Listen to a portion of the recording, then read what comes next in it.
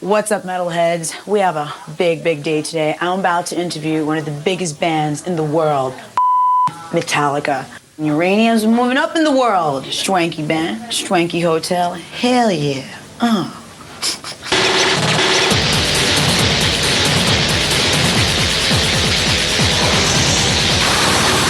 Give me fuel, give me fire, give me that which I desire.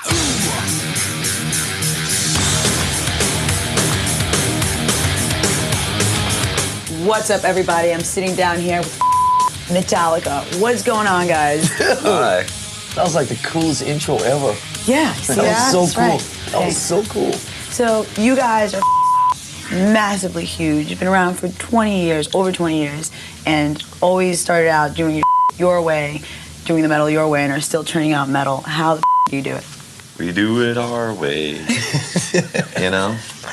How do we do it? We don't think about it. That's what happens.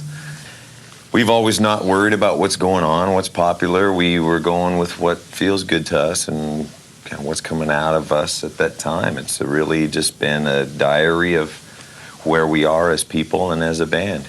That's what our music does.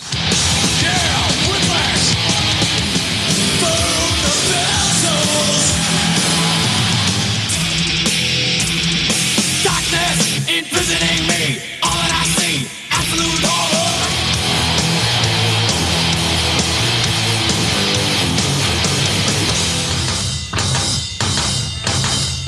Let's talk about the band before Saint Anger. A lot of was going on. Jason loved the band. You weren't well. Obviously you have families, which are priorities. What kept you moving? Why didn't you just say, time to retire? Because I knew it wasn't time to retire. It was not the right time.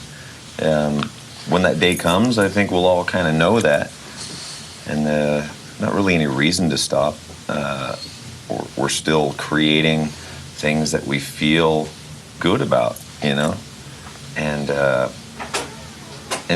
I think one of the parts to that is when you're going through such rough stuff, when you come out of it, some of your better stuff is happening. So Kirk decided to show up. What's up, dude? Hi, how you doing? You're late. Sorry, you're late for Settle school, down. dude. I had to go do something You have a note? really important. Did you have to take a pooper?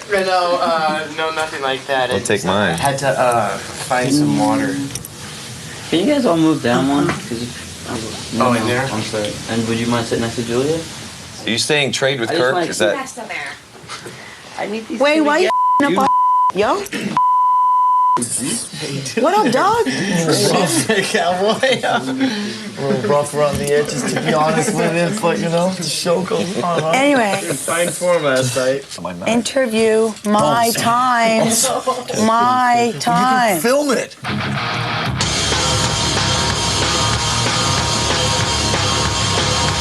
Before Saint Anger came out, there was a lot of hype going on within the industry. This is like back to the good old days, back to Kill 'Em All. It was going to be brutal.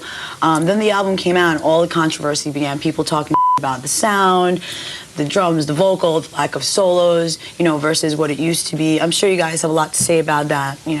How do you feel? actually no? It's interesting. A lot of people say, "Oh, I can't listen to the album, because of the drum sound."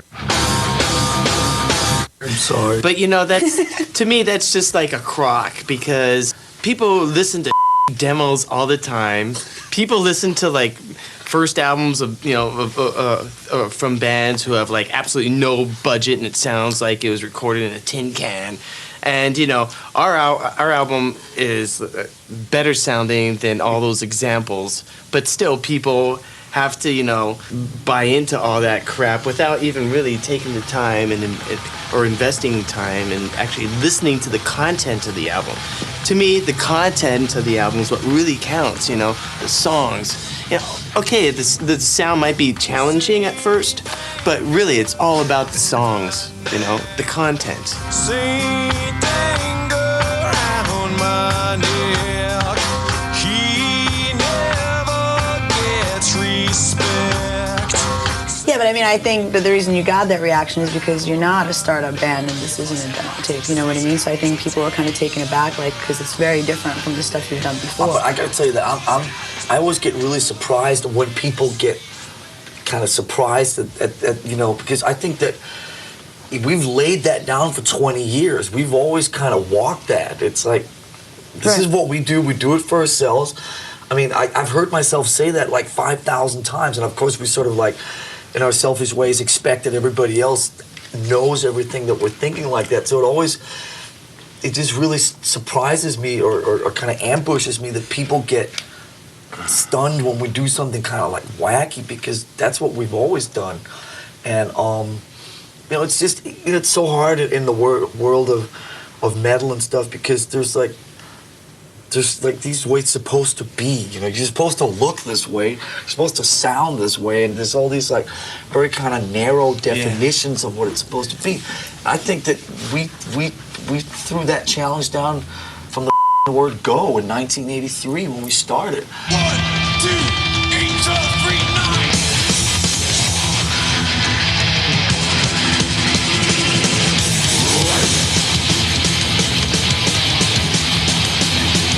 And it's just kind of, It's a I thought that was contradiction. It's I a thought real that was like contradiction. sort of in some way had always been the kind of the thing about Metallica, is we were the one band that was going to challenge the status quo, challenge the conservative elements in hard rock. So when people sit there and go, wow, the record sounds really strange, it's like, it's Metallica, of course.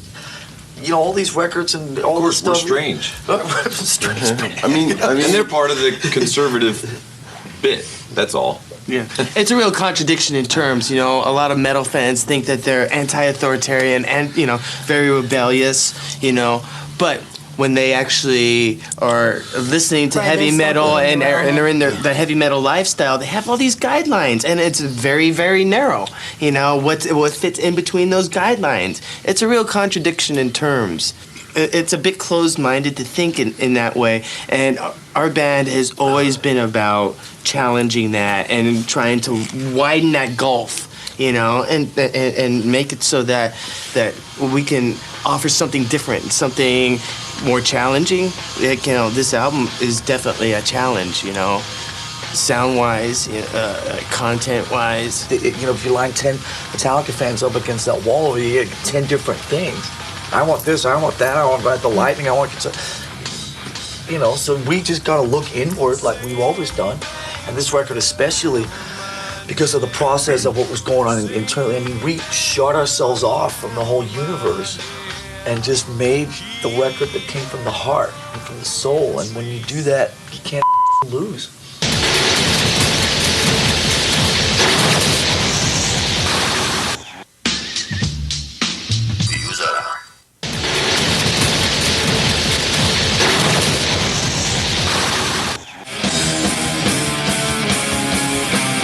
Time for lust, time for lie, time to kiss your ass goodbye. Send me money, send me green, heaven you will make. Make a contribution, you get the better stay. This album is obviously much heavier than, you know, the past couple that you've had. What, you know, you went another route after the Black Album. You did something else. What made you guys go back to the brutal sound, to the heavier sound? You know what I have to say about that is it's more a return to progression. Think about that. Is that we're returning to progression. Just throwing these... Isn't that a band? God. I have to go lay down. That's crazy. You know, What have you been reading today? I was just gonna say. album. I was just gonna say. Return to progression. I mean, it wasn't like... We sat down in the studio and we spent, what, 6 months? on the drum sound. 6 months unplugging the snare. No, we were just jamming. It was basically like there's gotta be like just no rules. We just sit down, we play every day. We show up, the three of us and Bob Rock. The only kind of semi-rule was nobody brings in any material from home, so it all comes out of the jams of the four of us together. That's cool.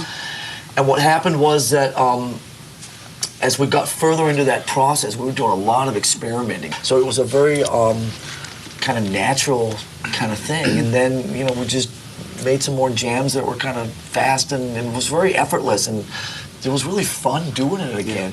Before we knew people it, like, who inspired that? It's like, well, I think we inspired that. Do you know what I mean? Absolutely. The happier we got, or the more good we felt with each other, the the more excited we got about playing, the more excited we got, the faster and the more energetic it felt.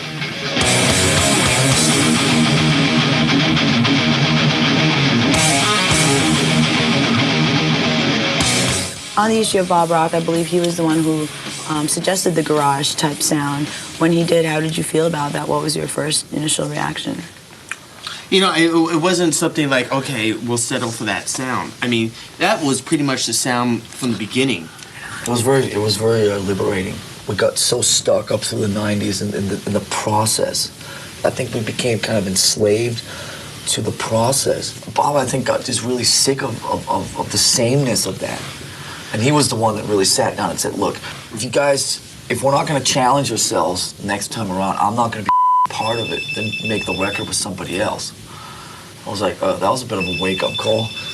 Yeah, hello? Turning off cell phones to interview people. Thanks a lot. Real professional. I'm making a really important point here. Yeah, seriously. Thanks a lot, everybody. Yeah, it's Bob. He's right here. So about the snare sound, Bob. So it was just about... He really loves you. We'll call you back. About challenging ourselves. It's a real honest sound. You know, it's the sound of us setting equipment up, throwing a bunch of mics up, and playing. You know, there's very little polishing on it. You know, there's very little production. That's more accurate than 90% of the albums out there of what a band really sounds like when they're playing together in a room. We wanted to preserve that and, you know, maintain that honesty. And when you do that, you get prosecuted for it. So I think that the reason you guys got prosecuted mostly was because the hype within the industry was that this is back to, you know, Kill 'Em All or Injustice for All. And when you hear that, you expect the old school metal that we heard from you. You expect the solos and you expect this stuff. And I think that that's part of the reason that you guys got so much is because everybody was like, oh, so we're going to get this, and that, which is what you gave, you know, at that time. That's their own fault for assuming what they're gonna get. Maybe we went too far back, pre-Kill 'Em All, or you know, going far back. We went back to there's records. There's no way we're going backwards. I mean, no matter what, there's no use to go backwards. There's no U-turn sign in Metallica's road. You know. Yeah. For a band that has nothing to say about this, we've sure used up a lot of tape. You know, you'll never get a carbon copy. Why did you force me to have that snare sound?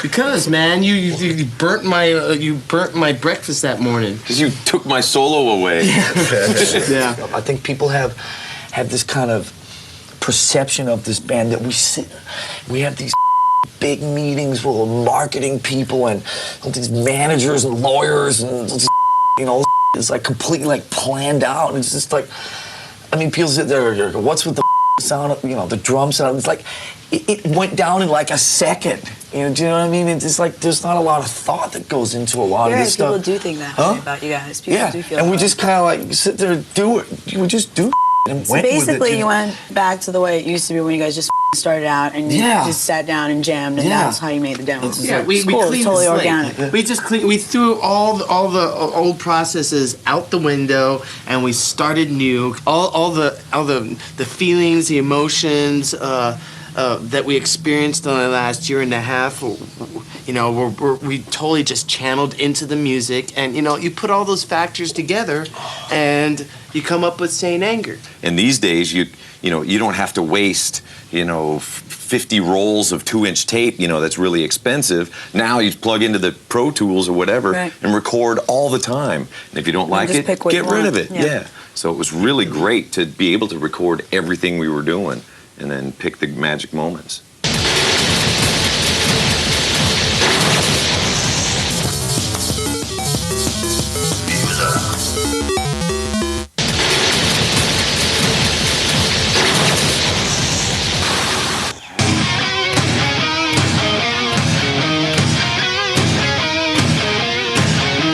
Talking to people about this interview, and just about you guys in general, every motherfucker knows who you guys are. How do you guys feel that, like, grandmas all along the country and just everybody knows who you are and even knows some of your songs?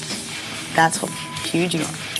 We've spawned 3 generations, or spanned. We haven't spawned them. I was gonna say, Well, maybe, but we've spanned 3 generations of fans. Okay. That's amazing, that's all. all right. You know, I thought there was a follow-up after that. But You thought there was a point to this? Yeah. Well, check it out. You know, people who bought Kill 'Em All, you know, when it came out in 1983, who are in their 30s, you know, 30, 35, are now in their 50s and have children and possibly grandchildren. You know, it's great because a lot of times, you know, I'll look out into the audience and I'll see, like, you know, 8-year-olds, 10-year-olds knowing the songs, you know, it's just like totally rocking out.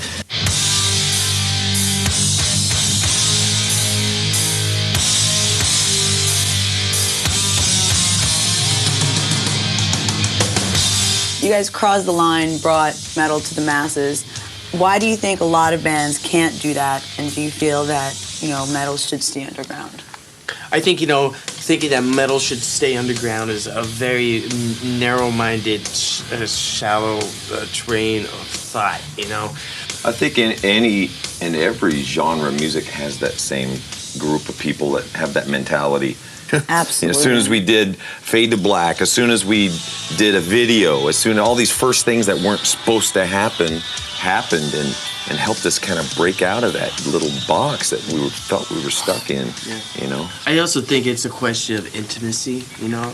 When your favorite band is a small underground band, you feel a lot closer to them, you know? Absolutely. You feel like they're yours, you know? You feel like they're there just for you. I'm certainly guilty of that myself, you know? And I can understand the thinking behind that. But, you know, it's also unrealistic to think that you can just keep, you know, a small underground for yourself if they're blowing up and, like, everyone's discovering them. I think it's you know, it's depriving yourself of adventures. You know, as a human being, it's like you sit there. If you live your life in a box, to me, that's not living it to the max. You sit there and go, okay, we're a band and we're supposed to live by these rules. We're not supposed to do that. I mean, then we're cheating ourselves of great experiences that life has to offer. What are some bands out there right now that you think are cool? There is a band that reminds me of a younger version of us, and that's Sum 41. Just in their attitude, not so much the music, but just in their attitude and how much they look like they're enjoying doing what they're doing, you know, and just totally going for it, and just, you know, having that just reckless abandon. I totally see that in them, and I just, you know, I see a lot of similarities to, you know, what we used to do back in the day, and it's just, it's kind of cool to watch, you know, because you can you can kind of relive it without, you know, actually participating. We love Metallica. We love Sum 41. Can I play with you? They're our little nephews. We love them. What about the rest of you guys? I like some of the more obscure bands like Candiria or Meshuggah on the heavy side of things. But then I like Radiohead on the other end of the spectrum as well. James, any input? I don't like anything. Because you're angry, right? Angry. That's what I'm talking about. It. Dude, you're so cool. So if Sum 41 is our nephews, then you're our sister. Okay, I gotta change tape. Aw, thanks, Okay. man. Die, die, die, choose your fate and die.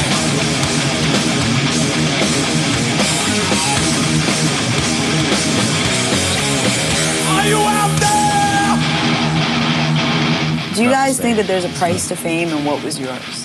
Well, I mean, there's a lot of sacrifices. I mean, you know, you make a lot of sacrifices to do what you have to do, whether it's, you know, recording or touring or whatever. When you go out on the road, you know, it truly separates the men from the boys, you know. You have to have a certain mentality to go out on the road. Mentality? Yeah, men, you have to have a mentality. Have a boy-tality. Yeah, you can't have a boy-tality at all. So put away your boy-tality. You don't want to see it. Well, for me, if you ask me that question, it depends on what mood I'm in. I'll say, this sucks, this sucks, this sucks, or it's all great, you know. Who's to say, you know, if I wasn't in a band, would my drinking or my other kind of behaviors would have been worse, even, you know, or got me in worse places, you know. There's a lot of excuses I get away with because I'm always in a rock band, you know. You know, oh, the whole hotel, you know, at 5 in the morning ran out because you set the alarm off and, you know, stuff like that. Speaking of which, what is the craziest thing you've done to a hotel room? Slept in it. We'd have dart fights. That's really safe when you're totally, pissed drunk. Yeah. Yeah, dude. Hold up. Remember the, Yeah, BB guns, shooting everything out the window. remember the bionic wrestling Should we matches be talking used about to that have? on TVs? And It was a long time ago. incriminating? Remember the bionic? It was okay, I was drunk. It's okay, I'm in a The band. bionic fights. Yeah. The bionic wrestling matches we used to Slow motion wrestling. Yes, yeah, we'd fight each other in slow motion, but after a while the room would just become shambles because of that. Yeah. So what's left from Metallica? What's left from Metallica? Whatever happens is next. I don't know. We're Saint not looking Re-anger. for anything. Trouble finds us, you Right know. on. Challenges find us. Well, guys, it was an honor sitting here with you. Thank you. Producers cutting me off, sit here for hours, but I don't think we're allowed to do that because you have a show to play. Yeah. I'd rather Fabulous sit show, here, indeed. actually. I'd rather sit here with you. Guys. That's just not. Where'd you call your sister? Nice. Now you'd rather hang. Oh. Goodbye. Time for lust, time for lie, time to kiss your ass goodbye. Spend money, send me, bring heaven you will make. Make a contribution, you get the better stay. Bow to let the Messiah.